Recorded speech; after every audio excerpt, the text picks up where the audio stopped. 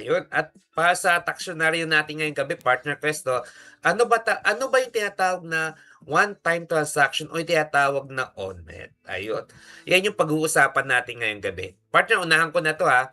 Kapag Yes, go sinabing ahead. on-net, ito yung one-time transaction. Ito po ay yung hindi usual na binabayad ng mga businesses, hindi katulad ng VAT, income tax, withholding tax, hindi po monthly po yan. One time lang po, kaya one time.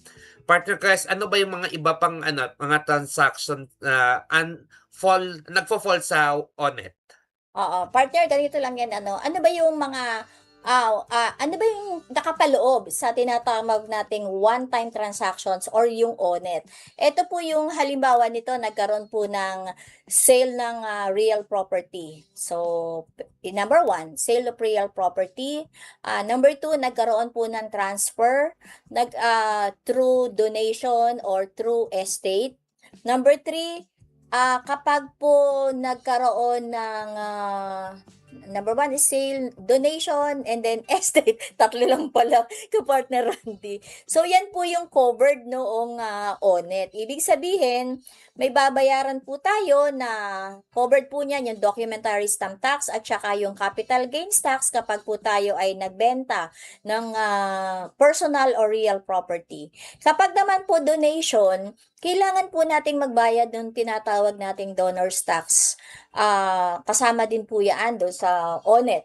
And also, estate. Ang estate naman, kailangan din ito din yung pasok doon sa ONET na tinatawag. So, under train law ho, kapag ang isang namatay ay meron po siya mga properties na kinakailangan pong ilipat, required po siya ng ating batas, ng ating tax code na mag-file ng estate or settlement ng whether judicial or extrajudicial settlement po. Kapartner Randy. Ayun. Actually dito partner 'no, habang sinasabi mo, chineck ko si AI kung ano pa yung Mm-mm. iba pang mga on-net para mabilisan lang. Yes. Sabi dito nakalagay dito, transfer ng share of stocks at Ayun. transfer of wealth. Iyon ang mga idadagdag natin diyan.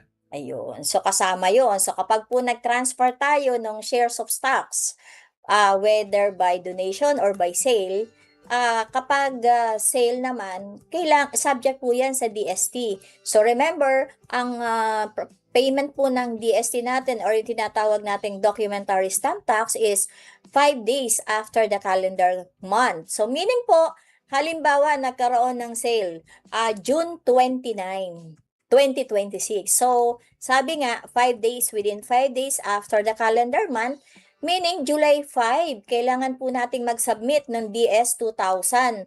Yun po yung form na gagamitin natin para sa documentary stamp tax. So, pagdating naman sa capital gains tax, 30 days din po yan after manotaryo yung ating dokumento. Kapartner Randy. Ayan, yan po ang tax paalala at taksyonaryo ngayong gabi, mga partner.